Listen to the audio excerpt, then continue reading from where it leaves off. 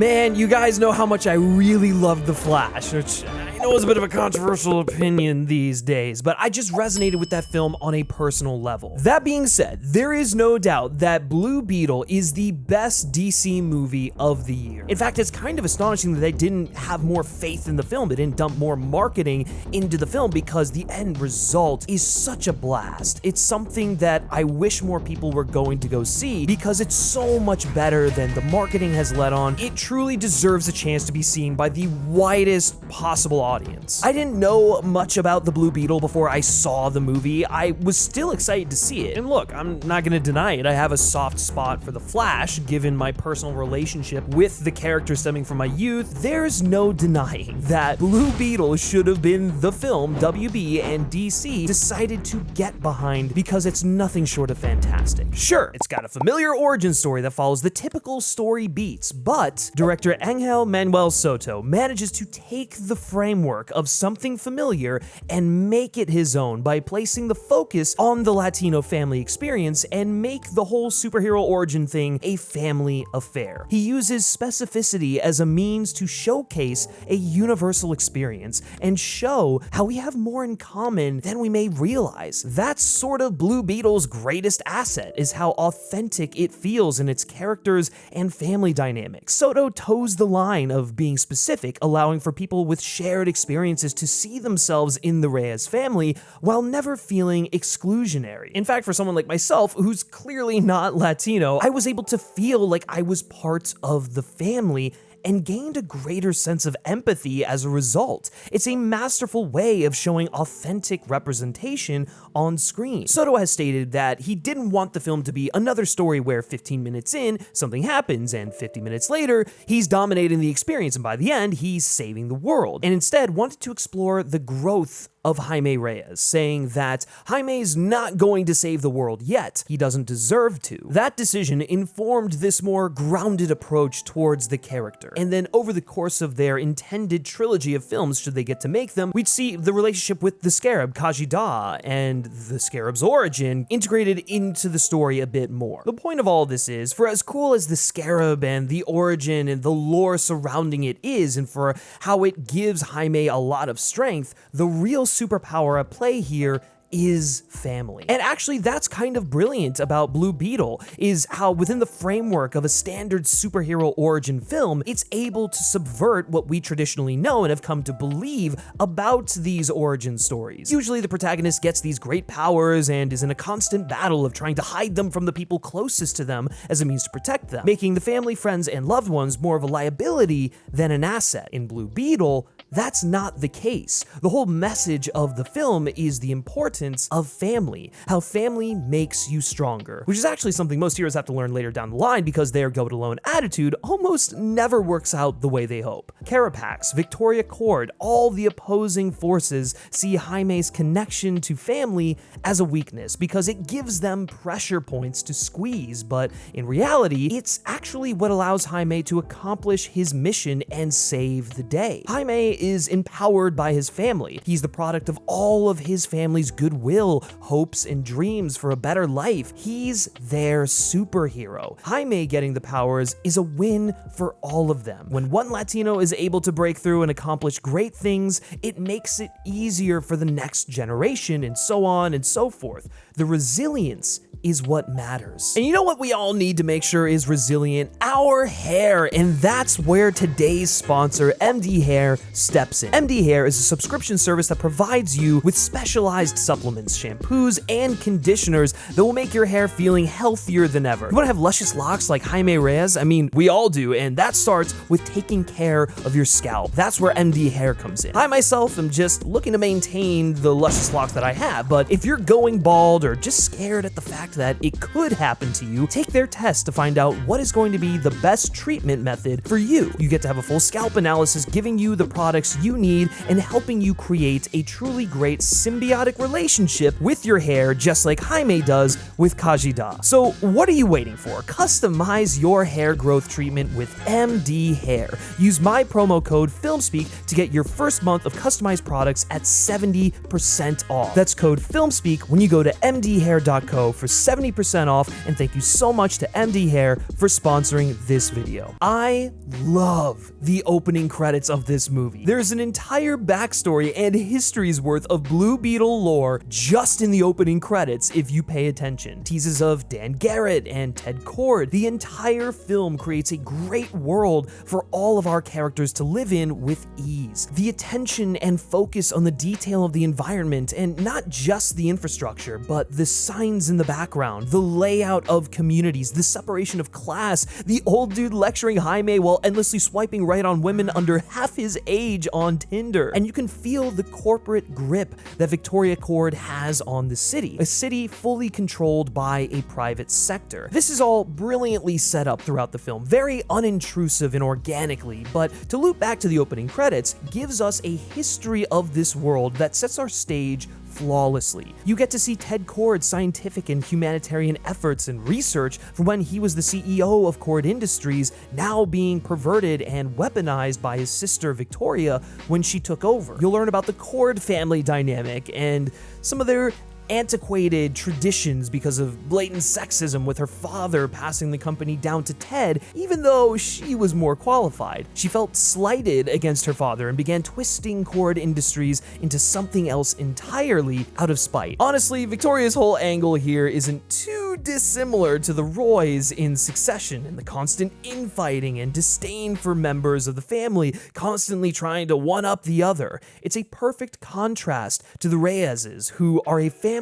built around love for one another. And while Victoria obviously is an antagonist, I mean, she's pretty gross and sinister, understanding the family she came from, the Kord legacy, actually makes for a surprisingly effective way of rationalizing Victoria's actions, even if she's still wrong and a piece of shit. Susan Sarandon is definitely hamming it up and pretty mustache twirling, but the whole thing informs her worldview and her disdain for people she views as lesser than. She'll use these expendable people as a means to get what she wants, you know, for the greater good. But she's also unwilling to sacrifice anything of her own because she's paid her dues. She views Latinos as a monolith. Sanchez, which isn't even actually his name, Carapax, Jaime and his family, they're all disposable bodies that she can use in a selfish power game. There's 100 more Carapaxes, as she puts it. Then, of course, this is harshly juxtaposed to the spirit, generosity, and welcome nature of the Reyes family, perfectly exemplified in the dad tipping 25% to a waiter even though they have nothing. And even though the Reyes family fiscally has less, they have a love that bolsters the other members of their family to be their best selves. They go through so many hardships just over the course of this film, possibly losing the house, the auto shop is gone because of Kord, dad had a heart attack, family just didn't want to burden Jaime with all of these problems while in school and focusing on graduating. His success is all that matters. Jaime is so naive, so good-natured and determined that he feels his degree is the ticket to making a difference. The reality is, it doesn't matter for people like him. The powers at be will always thwart their attempts to progress further than what they've deemed acceptable. He or anyone like him is not allowed to move up. His future didn't turn out the way he wanted, and now he's at a loss with what to do with his life. Then, this is all uprooted even more once Jaime comes in contact with the Scarab. In the comics, the Scarab comes from a society of space conquerors that use the Scarabs to enslave species and give themselves new soldiers, but Jaime doesn't do that. The Scarab chooses to forge its own path outside of what is intended for it. And I'm sure we're gonna get into that a little bit more in future films. Hopefully we get those future films. But Victoria doesn't understand the importance of choice, the importance of what moral choice is in front of her, which in turn destroys the life of Carapax. This was clearly where Soto's passion laid. Not that it didn't for the Reyes family, but it's clear this is the story he was interested in telling. The story of American interventionism in the Caribbean and the disruption of lives, turning a marginalized group of people into weapons, creating a stereotype, and profiting off of the bloodshed they unleashed. This was obviously his pitch for the Bane origin movie, as we've learned from my interview with the director. You should go check that out. And while I do wish we would have delved a bit more into this with Carapax than we did what we got. The montage of his backstory, the pain he endured, and the manipulation that followed turned what was otherwise a one-note villain that was just kind of like the same as the hero but bad into someone with a shocking amount of depth and nuance. I just wish it wasn't all saved for the end. And it's all very telling that Victoria was involved in the School of the Americas, and also that she sees that as a telltale sign of Carapax's value. I'm also just floored that something such as the School of the Americas was included in a piece of mainstream entertainment like this. Like, big kudos for Soto for incorporating that and not budging. But just as Latinos are not a monolith, not all chords are Victoria, and this is clearly shown through Jen. All Jen was left with once her father disappeared was a house full of stuff, memories, and abandoned things. Her own blood relatives don't even accept her. In fact, they reject her. The Cords are a fractured, vindictive family, mostly thanks to Victoria. Jen clearly hates this and feels even more isolated and alone than she ever has. She envies Jaime and the relationship he has with his family. As Jen says, "Your family, that's home." Jen is continuing Ted's humanitarian work and research, though, using the resources her father gave her to help make things better for other people. Jen doesn't want to carry on the mantle of the Blue Beetle or anything like that. Her dad is the one who loved superheroes, but she is inspired by what he was able to do as the Blue Beetle for other people, just as Ted was inspired by other heroes like Batman or Superman. They also do a great job of characterizing Ted, who isn't even in the film, and yet his presence still looms large. I love how they emphasize the fact that he had an incredible sense of humor that separated him from his more brooding companions. He was a bit of a loser, honestly, but he loved being a hero. It wasn't a burden, but an honor and a service he embraced. Jen has that passion, but doesn't put it in the same place her father did. A big part of the film is this idea of legacy. Whether it's Jen being the daughter of a Cord, Jaime's role as both a son and the new Blue Beetle, and even the previous Blue Beetles in Dan Garrett and Ted Cord taking on the mantle and making it their own. In a more meta sense, the film itself has a legacy to contend with as well, following in the footsteps of a long line of comic book movies. How will they take what's come before and make it their own? And I think it's pretty clear how Blue Beetle manages to do that, and it does so exceptionally. Jaime is caught between being there for his family and helping them out of the struggles they're in and pursuing his own dreams and finding his own path. He comes to realize that he doesn't have to choose between family and purpose. Family will always be there, as his father says. This is just a stop in the journey, not the destination. Family is forever. That lasts. Everyone has a purpose. They're all still searching for the ultimate purpose, but right now, his father's purpose is sitting and talking to his son, imparting wisdom, helping him find his way in the world. This really speaks to the Reyes family mentality of just trying to enjoy the journey and the life they have, despite the obstacles and hardships they continue to endure. Jaime is already the prodigal son, the one who got out. They all view him as their superhero. That manifests itself once the Scarab attaches itself to him. He's grappling with this massive burden, these expectations, and great power. But he's still the same kid he's always been. The expectations are still the same, it's just been taken up a level. He has to come to understand that he can be his family's protector. He's a symbol of the Reyes' resilience and strength. We all are, in some way, the hopes and dreams of our parents and family legacy manifest.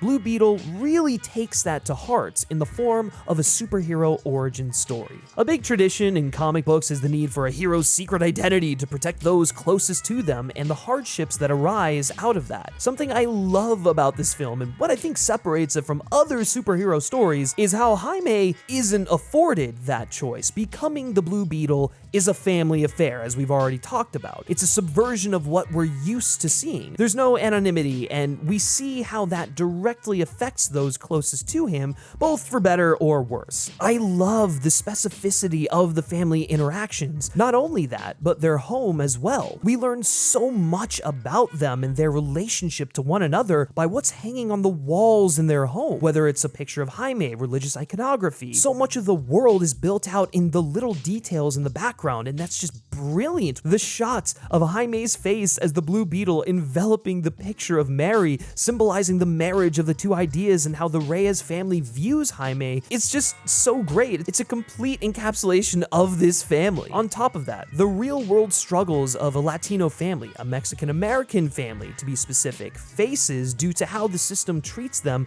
and looks down on them. Jaime's family is what makes him strong, as opposed to what Carapax believes. This is coming from someone who lost his family as a child and felt the fear of the world creep inside him and inform his emotions until he is forced to repress it and move on. He saw the loss of his family as a weakness, as something that held him back from being the ultimate weapon. But he then realizes that that's not true. He was playing a game to appease white oppressors. The love for his family gives him great strength and should motivate him to be better and do great things. I mean, the entire film, he's doing all of this because he's been promised that he'll get to see his family afterwards. So really, he is doing things out of love for his family, even though it's sort of being exploited. I love Rudy's heart-to-heart with Jaime. Jaime is so reluctant to take on the great power that's been bestowed to him. He feels like he can't do it. He doesn't want to. Feels like bonding with the Scarab is a death sentence. His life forever changed and ruined. And on one hand, yeah, you get it, because he can't get rid of this thing. It's with him until the day he dies. But Rudy and the rest of the family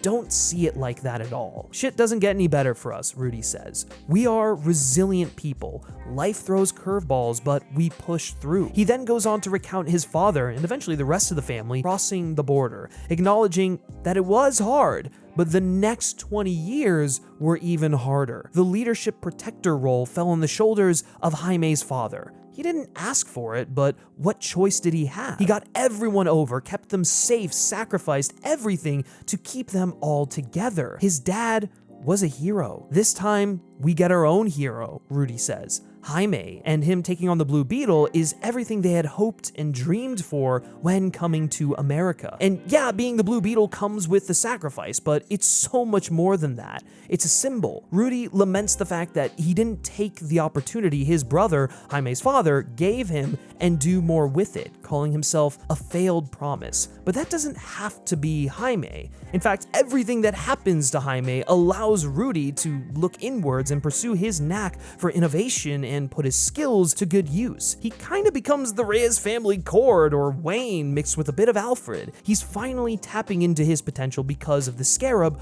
bonding with Jaime. That's the power Jaime, being the Blue Beetle, can have. It's time for Jaime to take the mantle and make it his own, just as Ted did from Dan.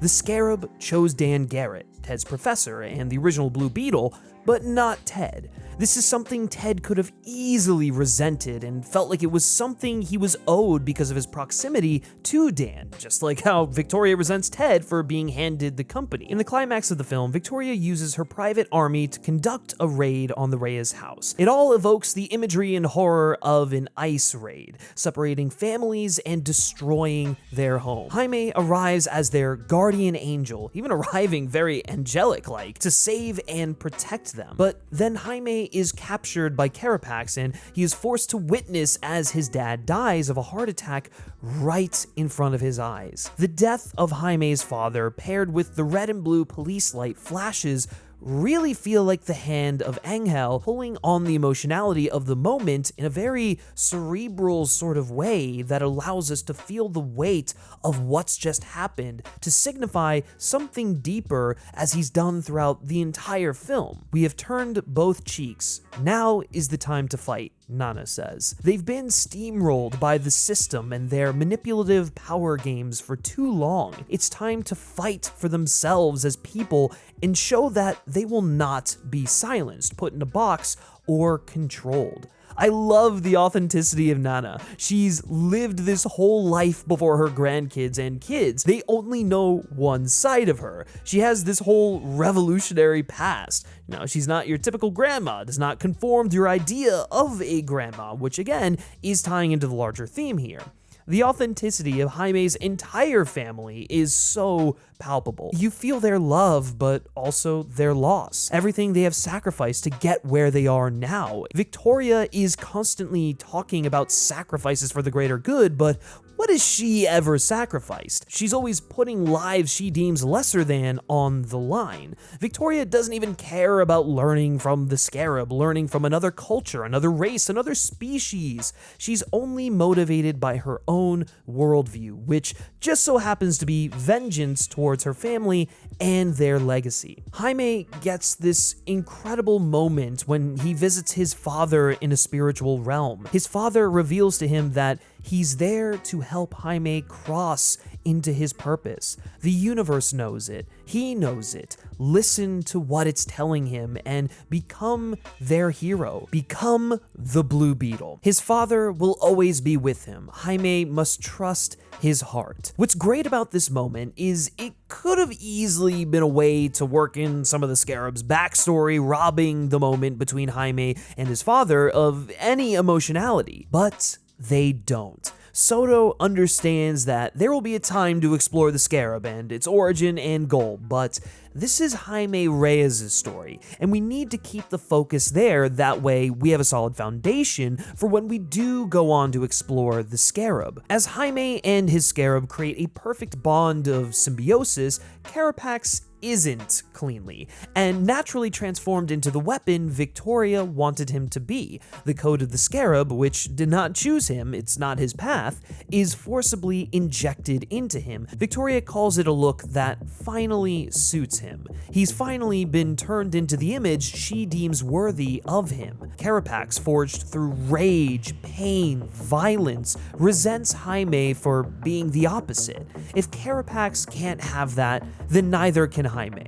But Jaime's love for his family is what eventually breaks through Carapax's heart of stone. His real name is Ignacio, and he has a vision where he sees his mom, a moment of truth for him when for so long he has been living a life of lies. She tells him it's time to come home.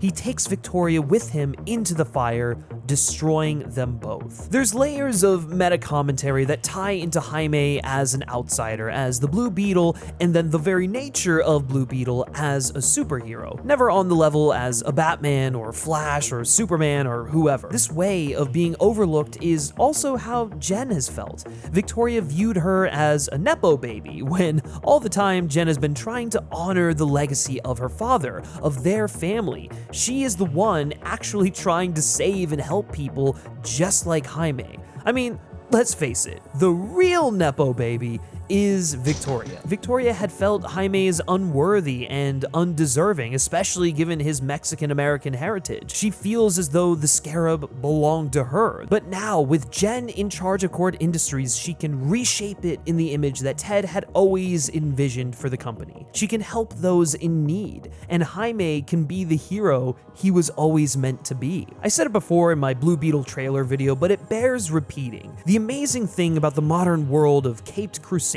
is they are our modern day gods and monsters, mythic figures whose origins don't belong to one group or another. Every part of the world has their own mythologies used to tell universal stories, and while the trappings may vary, there is a universality to them that allows everyone and anyone to connect, even if they aren't from that part of the world. Superheroes don't have to be one thing, nor should they. And that's the power of something like Blue Beetle, a movie that has so much heart, that takes the legacy of the comic book genre, the origin story, and fashions it into something unique and its own. It's why it's the best DC movie of the year, and it's why the future of the DCU is looking brighter than ever, thanks to the incredible heroism of one Jaime Reyes.